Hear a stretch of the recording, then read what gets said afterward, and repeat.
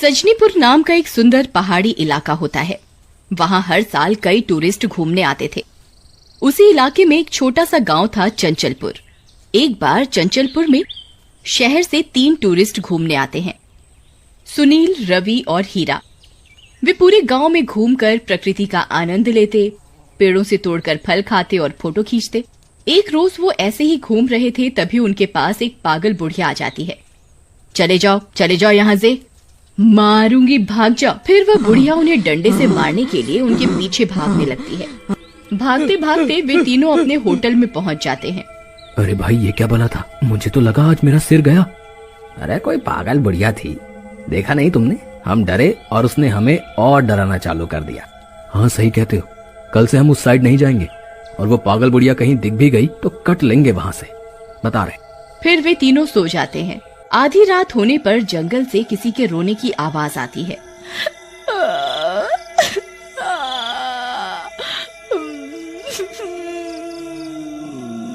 भाई सुनील, भाई हीरा, उठो, देखो लगता है कोई रो रहा है।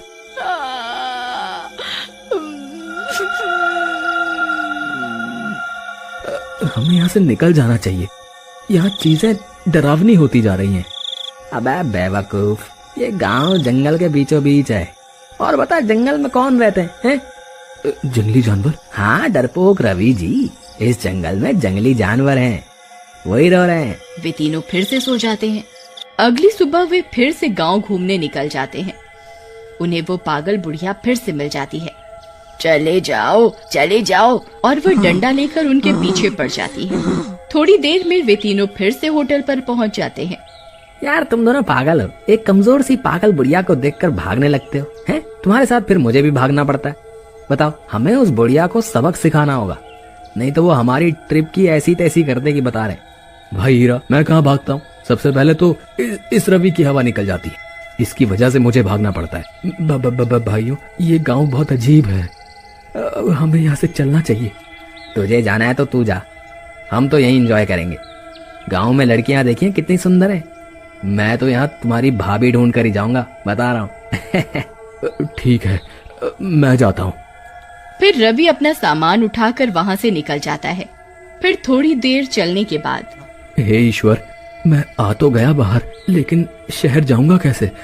भाग यहाँ से, चला जा यहाँ से, चला जा। वह डंडा लेकर उसके पीछे पड़ जाती है। आई मम्मी, बचा लो, अरे मर गया रे, भागो रे। बुढ़िया से बचने के लिए वह जंगल में घुस जाता है। थोड़ी देर में उसे एक बस स्टैंड दिखता है। अरे वाह, बस स्टैंड, बस अब कोई सवारी आ जाए और इस मुसीबत से मेरी जान बचे। थोड़ी देर में वहाँ एक टैक्सी आती है।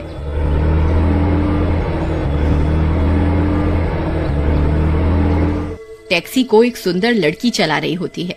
अरे वाह, आम के आम गुठलियों के दाम। मुझे टैक्सी आने से ज्यादा खुशी तो इस लड़की के आने से है, इसे तो मैं पटा ही लूंगा। हाँ।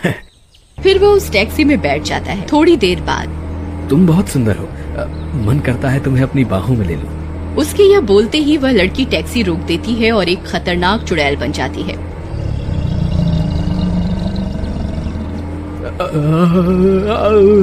ले बाहों में राजा, आजा, जल्दी आजा। कौन हो तुम? मुझसे क्या चाहती हो? मुझे माफ कर दो। ऐसे कैसे माफ कर दूं छिछोरे? तुम शहर के छिछोरे आकर गांव की भोली भाली लड़कियों को तंग करते हो, इसकी सजा तुम्हें जरूर मिलेगी। फिर वह चुड़ैल रवि को मार देती है और उसकी लाश जंगली जानवरों को खिला देती है। वहीं दूसरी ओर हीरा और सुनील अपने कमरे में सो रहे होते हैं। थोड़ी देर बाद जंगल से किसी के हंसने की आवाज आती है। भाई हीरा, आज तो जंगल से किसी के हंसने की आवाज आ रही है यार। जानवर हंसते तो नहीं है भाई? जरूर यहाँ कुछ गड़बड़ है, हमें भी सुबह होते ही यहाँ से निकल जाना चाहिए। हाँ ठीक है, सही कहते हो, बस दुख एक बात का है, तुम्हारे लिए कोई भाभी नहीं मिली। फिर सुबह होने पर वे दोनों भी शहर के लिए निकल जाते हैं। थोड़ी देर में उन्हें वही पागल बुढ़िया मिल जाती है। मर गया, तुम्हारा दोस्त मर गया। वे दोनों फिर उस बुढ़िया से बचने के लिए भागने लगते हैं। थोड़ी देर में वे दोनों उसी बस स्टैंड के पास पहुंच जाते हैं। वहां पर वही लड़की टैक्सी लेकर आ जाती है। अरे वाह, क्या लड़की है। लगता है तेरी भाभी मिल गई। तू सामान उठा के ला, मैं जाके हाय हेलो करता हूँ। फिर सुनील सामान उठाने लगता है और हीरा अंदर बैठ जाता है और वह टैक्सी गायब हो जाती है। यह देखकर सुनील दंग रह जाता है और हीरा को लगता है कि टैक्सी चली गई है। अच्छा किया मेरी रानी, उसे छोड़ दिया। तुम कितनी सुंदर हो। उफ, जरा चेहरा तो दिखाओ। जैसे ही वह लड़की हीरा की तरफ मुड़ती है, वह एक चुड़ैल बन जाती है।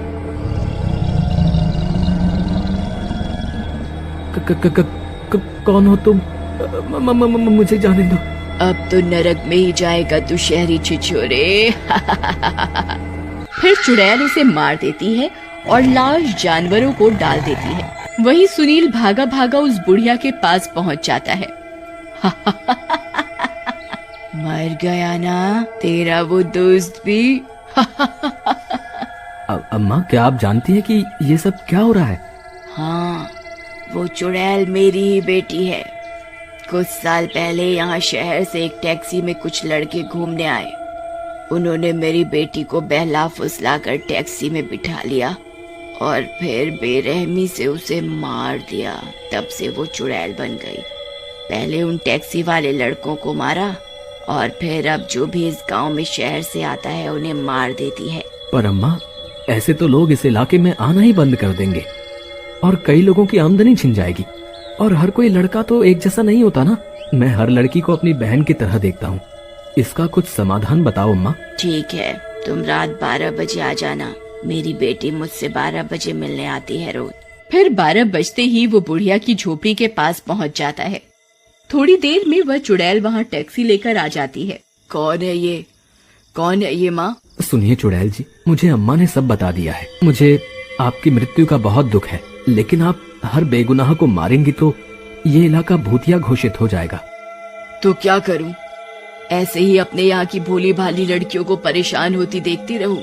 नहीं चुड़ैल जी, इसके लिए मैं एक मंदिर बनवा देता हूँ, वो भी गांव की सीमा पर, और वहाँ लिखवा देता हूँ कि इस गांव की लड़कियों को जो गंदी नजर से देखेगा उसकी मृत्यु निश्चित है। इस तरह गांव की लड़कियाँ हंसी खुशी रह पाएंगी।